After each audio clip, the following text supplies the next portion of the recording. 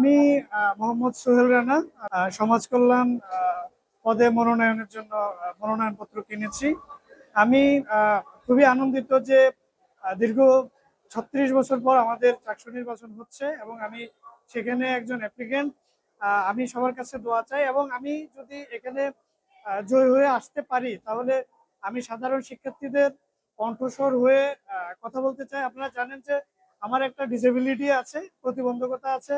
আমি একটা উদাহরণ সৃষ্টি করতে চাই যে কোনো প্রতিবন্ধকতা না, যদি হৃদয়ে সৎ ইচ্ছা থাকে তাহলে কাজ করা যায়। আমি সাধারণ শিক্ষার্থীদের পাশাপাশি যারা দৃষ্টিজয়ী এবং যারা বিশেষ শিক্ষার্থী রয়েছে, বিভিন্ন প্রতিবন্ধকতা নিয়ে পড়াশোনা করছে, তাদের হয়ে কাজ করতে চাই। এবং পাশাপাশি আমার বিশ্ববিদ্যালয়ের যে পরিবেশের যে অবক্ষয় আমরা দেখতে পাচ্ছি, যে বিভিন্ন বিভিন্ন স্থাপনা নির্মাণের সময় যে বিভিন্ন জিনিস নিয়ম কানুন ফলো করা হয় না, সে বিষয়গুলো নিয়ে, এবং পাশাপাশি আমাদের ক্যাম্পাসের যে একটা পরিষ্কার পরিচ্ছন্নতার যে বিষয় রয়েছে, সেই বিষয়গুলো নিয়ে আমি কাজ করতে চাই।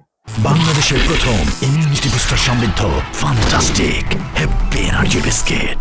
আমাদের একটা জোট রয়েছে, আমি জোট থেকে মনোনয়ন নিয়েছি আর কি, দ্রোহ পরিষদ। আমি আসলে মনে করি না যে আমার শারীরিক কোনো প্রতিবন্ধকতা মানে আমাকে দাবায় রাখতে পারে।